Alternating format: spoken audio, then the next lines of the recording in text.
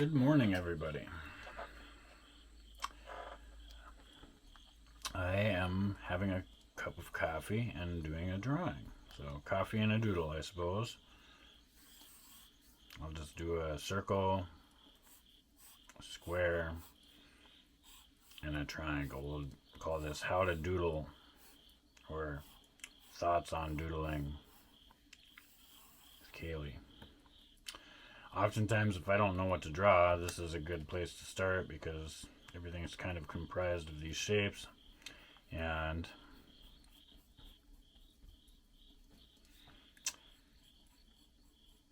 I don't have to think too hard about doing them.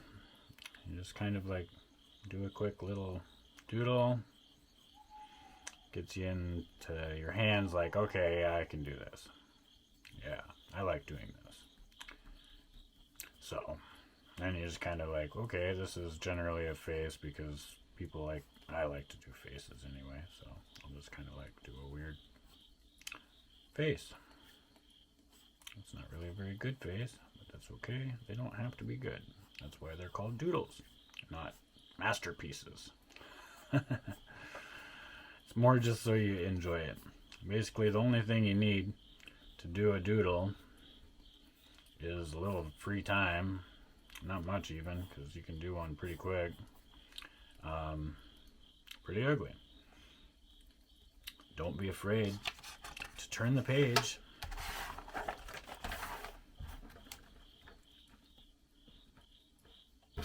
Start fresh. I do the faces because, well, they're fun. And I'm comfortable with doing them. So I guess that's probably why I end up doing them a lot. Everybody has one, so I suppose that's also another reason. They are unique, to each person their own. And it's one of the most easily identifiable things for a person. When looking at something, we often see faces where there are no faces. Because, I don't know, it must be like biological or like perhaps like some kind of,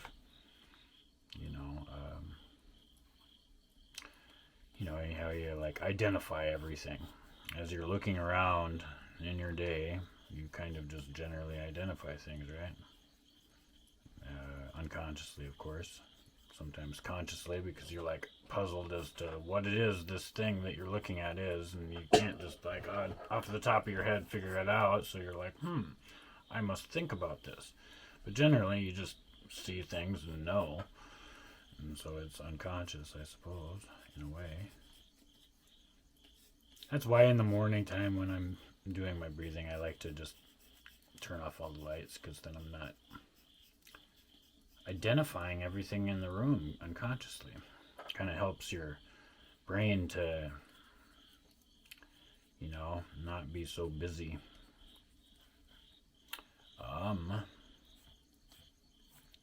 I certainly appreciate everybody's support, and your time is valuable, and I'm enjoying this so much, so I am just pleased as punch that people are also enjoying this, because it's kind of a, I feel almost selfish doing this because I get so much out of it. I get to just draw, which is something I love to do anyway. Do a little doodle, how to do a doodle, but so many videos out there on how to do a doodle. It's all just have to have a little free time and a pencil and a piece of paper. I mean, shoot, you could just have a piece of chalk and a sidewalk, which is kind of one of those rhymes, I suppose. Haha. So I've been doing these time-lapse videos because, well, I'm trying to learn the editing software, and I've noticed that the longer videos, people don't watch all the way to the end. Not that there's anything wrong with that.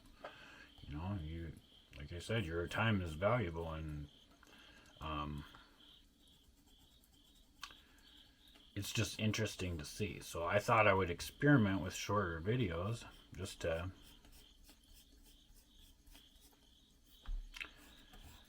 see if that had a little bit more luck, you know? I mean, it's so way too early to really analyze the data because, you know, this is my 10th video, I suppose.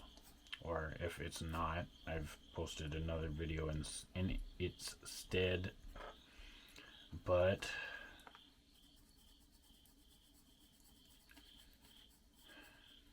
yeah, anyhow, I really appreciate everybody watching these. I hope you are gaining something of value that you can apply to your life in one way or another, whether it be like, you know, just kind of entertainment value, or perhaps, you know, if you have a sketchbook and a pencil, you want to draw along, it could be almost instructional in a way. I mean, not really a professional drawer, but I do enjoy it. And so if there's one thing I could share is, you know, you can't share something you don't have, right? And so I've been able to enjoy this so much. So I suppose in a way I can share my enjoyment. And perhaps by doing that, I will be able to teach somebody how to enjoy this themselves. Like that saying, you know, teach a man to fish and he can feed himself, or what, you know, I mean. Or teach a man to fish and he'll sit in his boat and drink beer all day.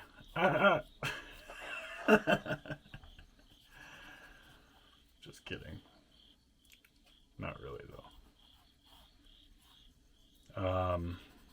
Yeah, this is kind of a long-winded little thingy, but maybe I'll just add a little color real quick. Pause. Unpause. So, these particular little things that I'm using here that is in my hand, it's like a Pentel Aquash water brush, and they're pretty handy. I enjoy them. You don't really have control over the water like you would if you were just doing a traditional watercolor, but you know, they're very convenient because you can bring them with you places, and you kind of get better at using them as you use them, I suppose, with anything, you know. They have their drawbacks, that's for sure, but I have found that I enjoy using them almost as much as I enjoy using just regular paintbrushes. Maybe that's in part due to the fact that I probably don't have the best watercolor brushes, but it's kind of fun to watch the paint interact on the, I'm just gonna do super red here. Yeah, you get that super red oh my goodness, right across the face.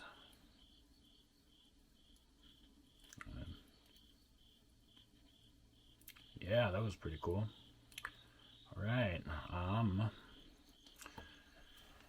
Yeah, so I enjoy doing watercolor. I didn't used to use it at all, but I just kind of I don't know, I was curious about it, I guess. I think what it was I did a workshop at a Utrecht, if you're familiar, which I know some of you are. It's an art store, or it used to be. I don't think that it is anymore. I think they were all bought out by like Dick Blick, or I don't know. Anyway, I had a friend that worked there, and they would have demos, and they had this watercolor demo, and it was just fun because I just got to sit there and mess around with free paint, and it's like, wow, this is pretty cool. And then what they had was clay boards, which were like these little, you know, I don't know how to describe them. They're like little panels that are coated in like a clay. And then they're white, you know, obviously, I guess, if you're painting. I don't know. Maybe not all of them are white. But I'm just adding all kinds of random colors here. It is probably very not. But that's the fun of doodling. You can't really screw up. Because you're not really trying to impress anybody. You don't have to share it. And I guess that's kind of the fun of doing a drawing in the morning. And also one of the things that you can learn from doodling as a personal lesson in life is, you know, sometimes you can just make some pretty cool things out of what you didn't otherwise think was very cool, you know, if you just kind of stick with it and give it a chance. You might just be surprised sometimes. It's not always true, you know, often, you know, what you see is, you know, you make an observation and you're pretty much accurate in assuming that it's going to be pretty, not a good picture, but sometimes, you know, you are wrong. And it's fun to explore whether or not that's true. Or perhaps an even better lesson is to just not have those expectations of whether it's going to be good or bad and just try to enjoy the process. Which is what I think the true lesson of a doodle is. It's just enjoy the process and, you know, it's kind of like, you know, the destination isn't the important part. It's the journey.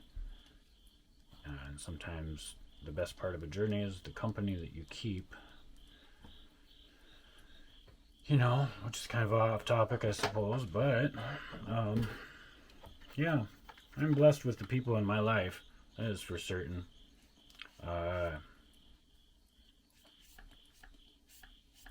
Yeah, you guys are great. I am truly fortunate to have such wonderful people in my life. And all of you watching that are new to my life, welcome. This is my journey, and you are welcome to watch it as I can share on this YouTube channel, because that's kind of what it's for. People get to learn about me. I'm kind of an introvert, so I don't get out a lot, and this is a way for me to share a personal part of my being, because once I get around people, I get kind of weird, and I don't feel as if I talk very well, and you know, I get kind of shy, and I begin to second guess myself. I think there's a big dead time on the screen. I apologize for that. Mixing colors sometimes takes time, and I guess maybe that's something that I'm learning with this, is to have your colors pre-mixed. But that's not always how a doodle works for me. It's kind of just flying by the seat of your pants. You're just going for it, you know, just to have a good morning. Good morning today. And today has a little bit of blue in the background. And perhaps that'll be true outside, and it'll be a nice day out. I don't know. I get up pretty early. I talk to my phone in the morning and ask it, you know, things like, how's the weather going to be? Or, actually, I guess it just kind of tells me. I say, good morning, and it does it for me, which is kind of convenient. I suppose people would consider that an intrusion of privacy, which they're probably very accurate about. Not the topic of the day, and it looks like this is about done. I'm going to pause and dry this out. Alright, here we go. I'm just going to add a little depth. I don't know if this pen is going to work very good, so perhaps I will try and find one that will. Alright, this seemed to work pretty good yesterday, so yeah, I kind of forgot I had a cup of coffee, so I drank some of that, and boy, I tell you what, a second cup of coffee for me is like, woo. I sure do like coffee, though. It's usually only 1 cup affair for me, though. Yeah. Time kind of gets away from me when I'm drawing. It'll just like evaporate right before my eyes, which is like kind of a good thing when you have a lot of time on your hands, I suppose.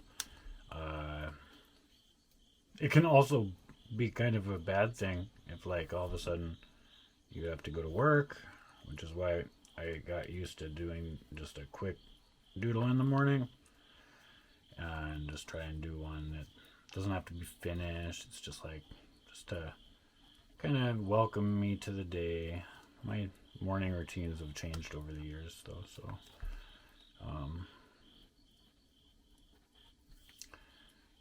yeah.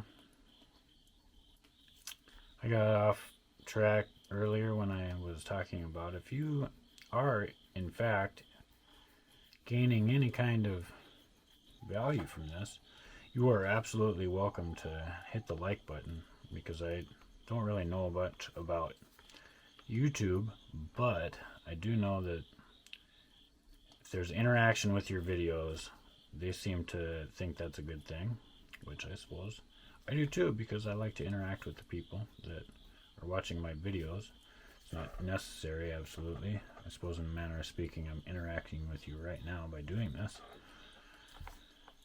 Anyhow, yeah, I appreciate all the likes. And, you know, I mean, if there's ever any questions, you're welcome to post a comment too. I'll answer that.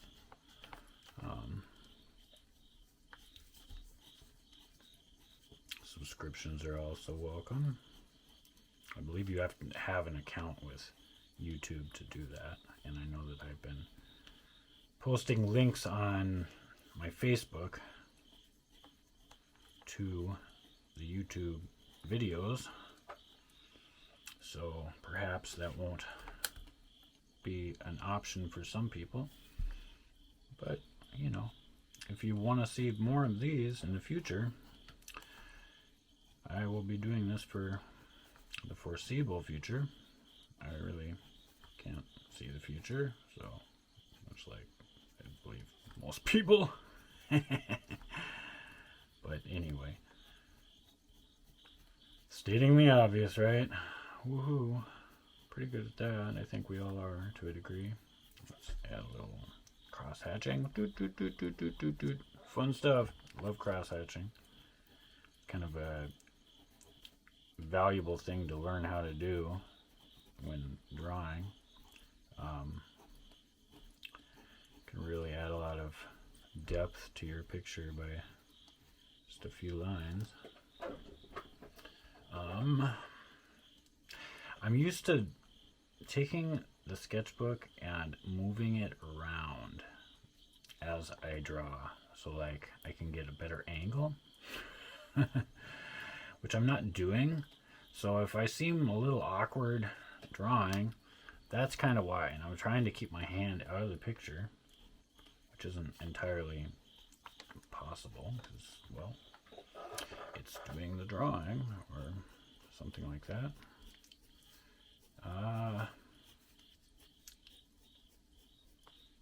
Yeah, babbling. Babble, babble, babble. Yep. That's something that I've gotten pretty good at doing. I try not to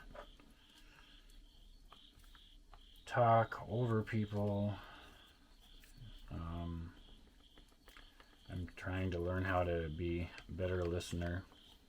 I haven't really been very good at that in my life.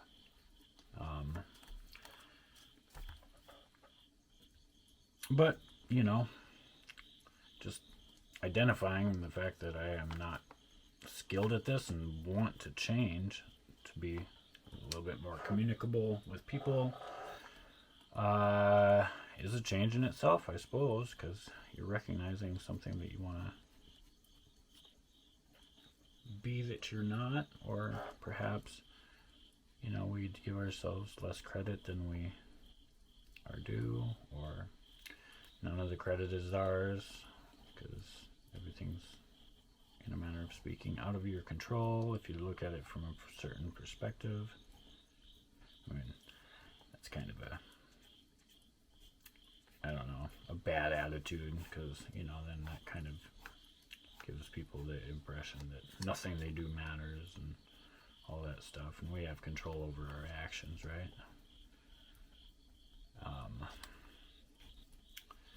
But once we do those things that we act upon our will or whatever, kind of lose control of that pretty quickly, because there it is out in the world and being interacted with by many.